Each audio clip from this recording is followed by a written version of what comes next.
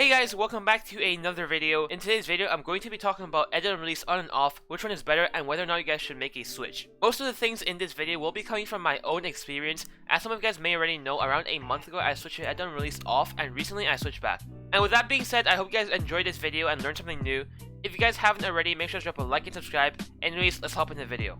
Alright, so first off, I'm going to talk about editing speed. Obviously, you guys should already know edit and release off is way slower than edit and release on because you have to press your edit button twice to confirm an edit. However, it is a lot more consistent, which I will be talking about later on in the video. Now, if you only play Fortnite creative, then switching to edit and release off is not for you because you will be extremely slow compared to people who use edit and release on. However, if you play Fortnite competitively or you're thinking of switching to competitive Fortnite, you could consider both because realistically, editing speed won't matter in games, especially if you're zero ping. It won't matter if you have it on or off. If you're high ping though, having edit and release on would definitely be a lot better and a lot easier to use because it's instant, and especially in laggy lobbies, it will help you out a lot. The only issue I have with edit and release on is that it's a lot easier to get pre-fired because of how fast it is, unlike edit and release off, where the edit release timing is different for everyone. Overall, no surprise here, edit and release on is the best for editing speed. Next is editing consistency. If you're trying to be as consistent as possible in all your edits, I personally think edit and release off would be a lot better. The thing about having it off is that you're a lot more slow and you're not trying to be flashy and doing any flicky edits, which means you're taking your time to actually select all the tiles without missing any edits. So yes, you could also use edit and release on because it would be fine as well if you grinded maps, but because I feel like it's a lot faster and you don't have to think twice, it's also a lot easier to mess up even if you didn't mean to.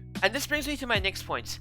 Aim. In no way does edit and release on or off make your aim worse, but I feel like having edit and release on might contribute to hitting lower damage shots as compared to edit and release off. This is because when you have edit and release off, you're able to move your crosshair while selecting builds, which allows you to have better crosshair placement and line up headshots easier. And meanwhile, on edit and release on, your crosshair placement may be a bit off. So after looking at my FNCS weeks, I found that during previous weeks of FNCS I hit a lot more max pumps because I was using edit and release off. But while I was using edit and release on the last week, although my crosshair placement wasn't that great, I found it easier to hit flick shots, mainly because of how my wrist was used to flicking during edits. And overall, for aim, depending on whether or not you flick or track, edit or release off might be the better option for you.